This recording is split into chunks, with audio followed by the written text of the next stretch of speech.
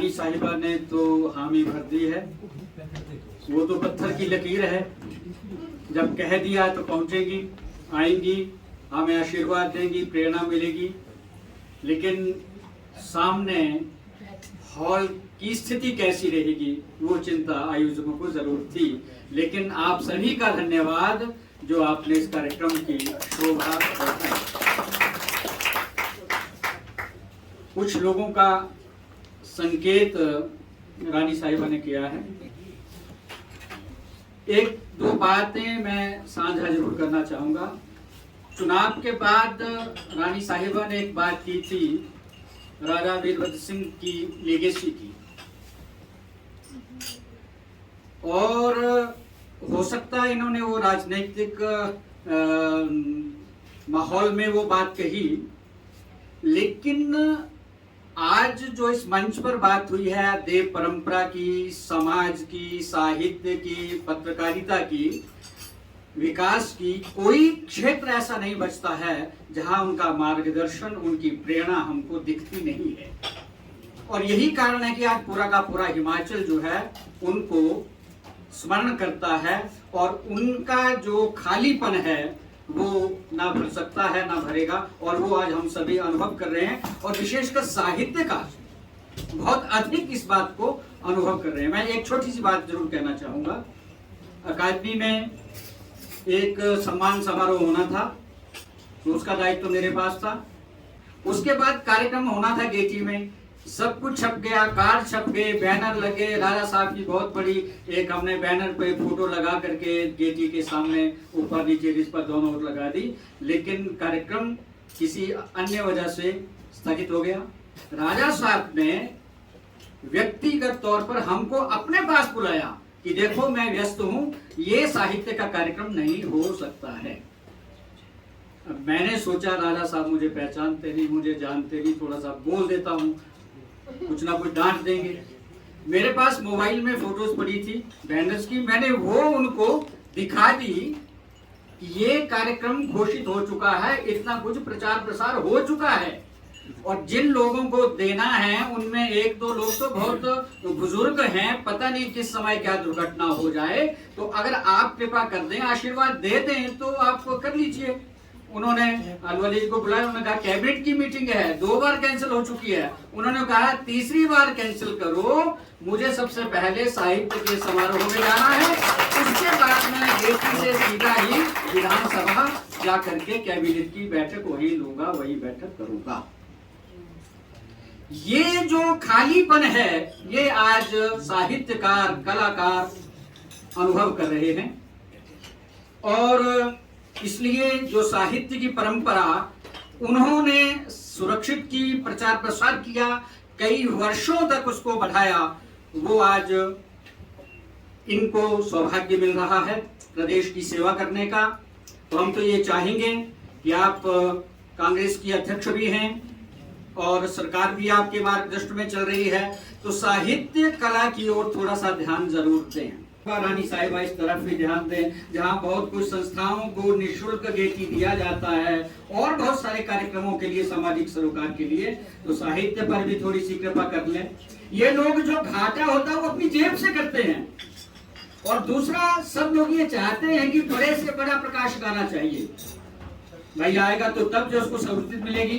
Getty तक दिल्ली से किताबें पहुंचाना और फिर भारी भरकम पैसा दे करके किताबें लगाना, डिस्प्ले करना और बिक्री ना होना, सरकार की ओर से कोई प्रोत्साहन नहीं मिलना, ऐसे में मेले को चलाए रखना बहुत मुश्किल हो जाता है। लेकिन मैं धन्यवादी हूँ राकेश गुप्ता जी का, ओजस ओकार्ड इंडिया का, कि ये अपनी जेब से भी पैसा लगा करके प्रकाशकों को, लेखकों को सहूलियत देते हैं और ये कार्यक्रम होता है।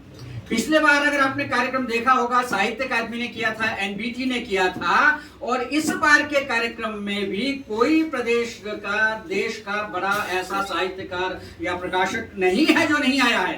राजकमल है, वाणी है, किताब घर है, प्रकाशन संस्थान है, बहुत सारे बड़े बड़े साहित्यकार हैं जो अब तक नहीं आते थे, इस बार सारे के सारे आए हैं।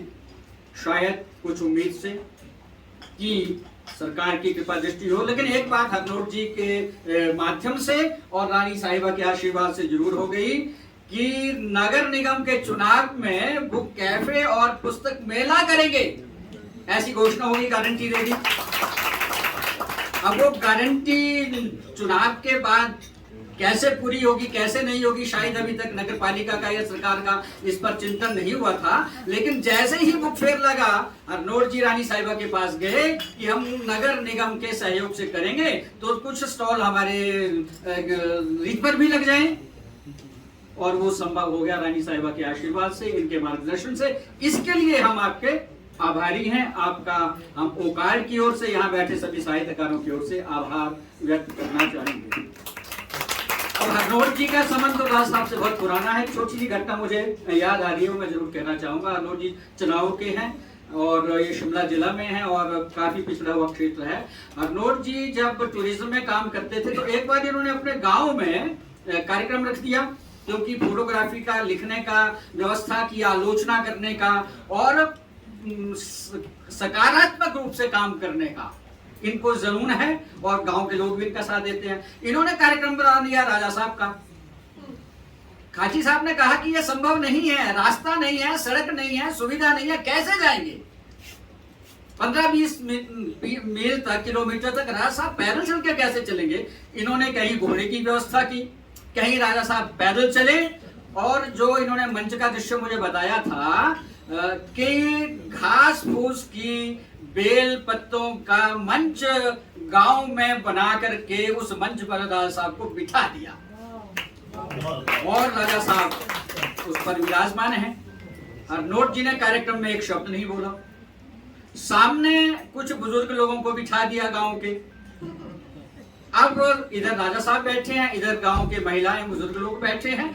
उनके कार्यक्रम में आपस में बातचीत हो रही है, क्या है, क्या चाहिए। उन्होंने कहा ना स्कूल है, ना सड़क है, ना स्वास्थ्य है, ना बिजली है, ना पानी है। राजा साहब ने कहा सब हो जाएगा, और जैसा हरनोट जी ने कहा कि 1 महीने के अंदर सबका सब सुविधाएं वहां पर संभव हो पाएगी। अब ये ताकत है एक पत्रकार की, एक लेखक की, और अगर सिंहासन पर राजा वीरभद्र जैसा कोई संवेदनशील व्यक्ति बैठा है तो उनके बीच वो भावनाएं, वो संवेदनाएं जो है वो प्रैक्टिकल रूप धारण कर लेती हैं। और उसी के लिए हम राजा साहब की लिगेसी की आज याद करना चाहते हैं, और ये परंपरा आगे बढ़नी चाहिए।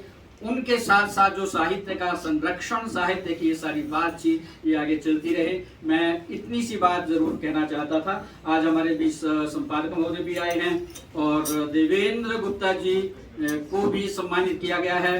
पहले सम्मानित साहित्यकार मीनाक्षी पॉल जी हमारे बीच विराजमान हैं, और आप सभी किसी न किसी तरह से इन कार्यक्रमों के साथ जुड़े रहे हैं। मैं तो ये चाहूंगा कि क्योंकि सरकार आपकी है, मार्गदर्शन आपका है, तो साहित्य की ओर भी, जैसे एजुकेशन डिपार्टमेंट के बच्चे, स्कूल के, कॉलेज के, इंस्टीट्यूशंस के यहाँ विजिट करें, आएं, देखें, कैटलॉग उठाएं, इंटरनेट पर खोजें और उन किताबों के साथ जुड़ने का प्रयास करें। और नगर निगम ने पहली बार ये किया है, और ये परंपरा हमेशा बनी रहेगी। हमने तो राकेश जी से आग्रह किया कि हर साल इसको नेशनल बुक फेयर शिमला के नाम से कीजिए। इस बार नगर निगम में थोड़ा सहयोग किया है, अगली बार को ये सहयोग और ज्यादा बढ़ सकता है और गेटी की शोभा और अच्छी हो सकती है।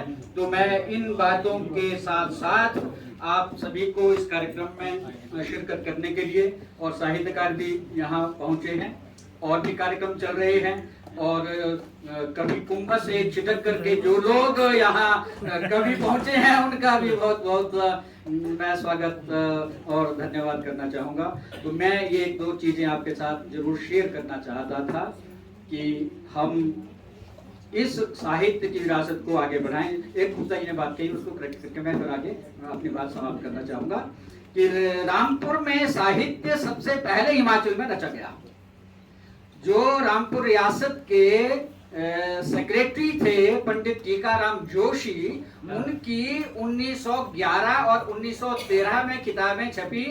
कनौरी डिक्शनरी और पहाड़ी डायलेक्ट्स की डिक्शनरी, 2 किताबें छपी। और राजा साहब जब मुख्यमंत्री थे तो अकादमी से उनको रिप्रिंट करवाया वो किताबें अब तक 3-4 बार रिप्रिंट हो चुकी है, और विदेशों में भी जब हम पहाड़ी साहित्य की, ग्रामर की बात करते हैं, पहाड़ी भाषा की बात करते हैं, तो उन किताबों को प्रामाणिक रूप से स्वीकार किया जाता है, क्योंकि अंग्रेजी में किताबें हैं, अंग्रेजी में वो डिक्शनरी है, इसके लिए सबके लिए अभी बहुत वो महत्वपूर्ण है।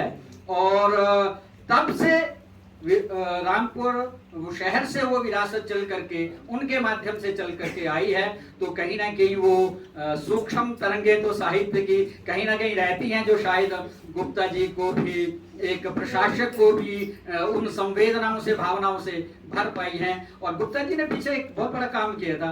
अब मैं अर्नोल्ड जी की प्रशंसा देखो नहीं करना चाहता हूँ, लेकिन कुछ बातें हैं जो घूम फिर करके उन पर ही आके टिकती हैं। बहुत आलोचना होती है फिर की भी, इनकी व्यक्तिगत तौर पे और भी बहुत कुछ होता रहता है, लेकिन आप थोड़ा सा कंपैरिजन करें तो जहां एक यहाँ शिकायत पत्र जा रहा है, वहां हरनोट जी बॉम्बे में इंटरनेशनल राइटर्स फोरम में चर्चित हो रहे हैं। उसी दौरान वो जयपुर के एक 5 स्टार होटल में नेशनल वर्कशॉप में मुख्य रूप से आकर्षण का केंद्र है। पूरे भारत के जो साहित्यकार हैं, पत्रकार हैं, वो मिलकर के उन पर शोध कर रहे हैं। एक तरफ 100 व्यक्ति हैं जो उनकी बात कर रहे हैं, एक तरफ हिमाचल का अकेला एक साहित्यकार, कलाकार वहां बैठकर हमारी शोभा बढ़ा रहा है। ये हिमाचल के लिए गौरव की बात है। इसलिए जब हिमाचल से बाहर कोई बात करते हैं, यहाँ किताब घर खुला है, वहां लोग आते हैं, लोग इनके घर पहुंच जाते हैं। मैं तो एक बात कहूंगा, जो लोग थोड़ा बहुत लिख पढ़ लेते हैं, डॉक्टर बन जाते हैं, शोध कर लेते हैं किसी की कविता पर, किसी की कहानी पर, लेकिन हरनोट जी तो डॉक्टर भी नहीं है। लेकिन गौरव की बात यह है कि अब तक 14-15 विद्यार्थी एमफिल, पीएचडी अलग अलग विश्वविद्यालयों से इन पर करके, इनके साहित्य पर करके एमफिल, पीएचडी की, डॉक्टरेट की डिग्री ले चुके हैं। केरल जैसे अन्य प्रदेशों में इनकी कहानियां पढ़ाई जा रही हैं, हिमाचल में इनकी कहानियां पढ़ाई जा रही हैं, सिलेबस में है, यूनिवर्सिटी में, कॉलेज में। इससे बड़ा हमारा सम्मान, हमारे लिए गौरव की बात और कुछ नहीं हो सकती है। इसलिए हम इस परंपरा को बनाए रखें, इसके साथ जुड़ने का प्रयास करें, व्यक्तिगत बातों से ऊपर उठ करके साहित्य के लिए समर्पित हों, समाज सेवा के लिए, व्यवस्था के लिए, व्यवस्था को अच्छा बनाने के लिए हम आगे बढ़ने का प्रयास करें। तो ये कुछ मन में 1-2 बातें मैं आपसे शेयर करना चाहता था।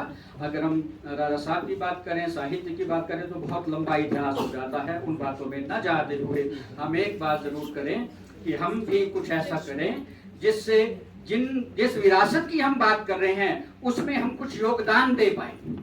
केवल आलोचना हम ना करें, योगदान भी हम दे पाए। और इस विश्वास के साथ मैं अपनी बात को समाप्त करना चाहूंगा कि रानी साहिबा ने जो हमें सम्मान दिया है इस कार्यक्रम में आकर के, उसके लिए हम इनके बहुत आभारी हैं, हम इनके बड़े धन्यवादी हैं। और आगे भी ये इनका मार्गदर्शन, इनकी प्रेरणा मिलती रहे, इस तरह के आयोजन और भी होते रहें, सरकार की जो भागीदारी है वो उसमें बढ़ती रहे, उसमें कुछ ना कुछ होता रहेगा। तो मैं समझता हूँ भविष्य में भी हरनोट जी या अन्य साहित्यकार इनके साथ मिलेंगे। और मुझे आज बहुत खुशी है, कुमार सेन से, बड़ा गांव से, मतलब हिमाचली जी बहुत दूर से यहाँ पहुँचे हैं, अर्की से कौशिक जी पहुँचे हैं, बहुत दूर दूर से लोग पहुँचे हैं। आप सबका इस कार्यक्रम में आने के लिए बहुत बहुत धन्यवाद। आपने इस कार्यक्रम की शोभा बढ़ाई। नमस्कार।